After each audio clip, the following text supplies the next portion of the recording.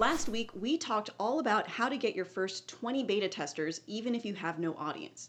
If you missed that, go back and watch it because today we're tackling the next crucial step. Once you have those testers, how do you actually collect, organize, and act on their feedback?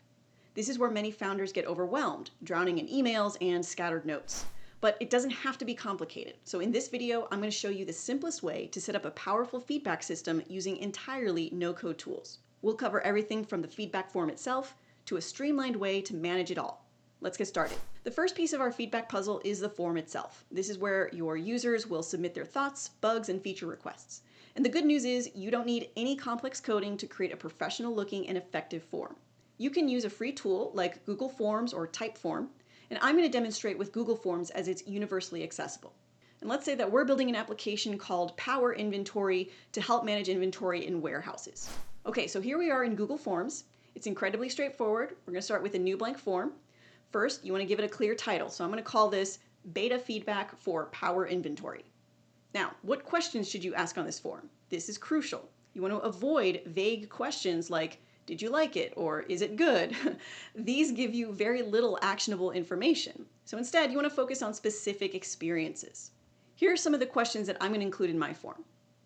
What was the most confusing or frustrating part of using Power Inventory? Right? This is going to help you uncover friction points.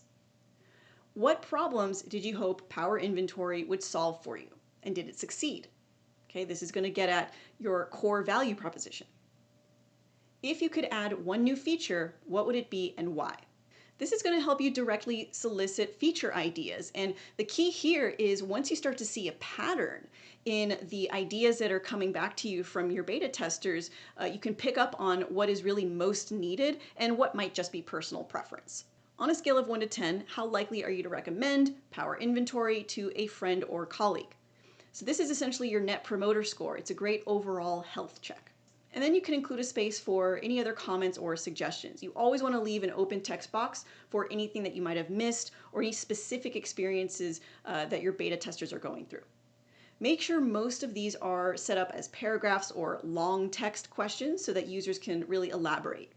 You want to keep your form overall concise though, right? Maybe 5 to 7 questions. You want to make it really easy for them to fill out, otherwise they're not going to.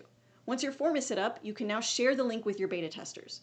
You can send it in an email or even link to it from within your Bubble application. Okay, real quick here. If you're finding this helpful, we have so much more to teach you over in our free extended workshop at coachingnocodeapps.com/workshop, where we'll guide you through our 4-phased approach for going from idea to app. So if you're looking for a start to finish guide, go ahead and register for that workshop right after this video. You'll get immediate access. For now, let's get back to our lesson. Now that you have a way to collect feedback, how do you organize it? This is where a public-facing feedback board comes in, and it's incredibly powerful. Not only does it help you track everything, but it also shows your users that their feedback is being heard and considered. It builds trust. Okay, so we're going to use a simple project management tool like Trello to create this board. It's free for basic use and incredibly visual. So here's a fresh Trello board. So I'm going to name mine to feedback and feature requests for Power Inventory. Now we need to create a few lists to categorize the feedback. And I'm going to recommend these categories here, but you're of course welcome to include whatever else is going to help you. New ideas that are unsorted, right? This is where all of the new feedback or feature requests initially land. This is your brain dump. Then we have bugs and issues. This is for anything that's broken or not working as expected that does need to be fixed. Then we have feature requests that are planned. Okay, so these are ideas that are coming back from your beta testers that you like and you want to plan to implement in the future. Then we have in progress, right? What are you actively working on right now? Then completed or live. So this is to show users that you've actually built things based on their input, and this is very motivating for them to see, these features move over to this column. And then finally, we have a maybe later or researching column. So this is for any ideas that aren't a priority right now, but are worth keeping. When a piece of feedback comes in from your form, you'll create a new card on this board and assign it to the appropriate list. You can add descriptions, attachments, and even vote buttons if you want users to weigh in on feature requests. The beauty of this system here is its transparency. You can share this public link with your beta testers and they can see what bugs you're fixing and what features are coming next. Now, having a form and a board is great, but it's just data if you don't have a system to act on it. This is where your feedback workflow comes into play. It's a simple, repeatable process for handling every piece of feedback that comes in. Okay, so here's a basic workflow. First, you're going to receive feedback. Okay, a user fills out your Google form, you get an email notification or see it in your Google Sheets responses. Then you're going to add it to the board. You review the feedback. If it's a bug, you create a card in the bugs and issues column. If it's a feature request, it goes into new ideas and unsorted. Don't overthink it at this stage. You just want to get it on the board.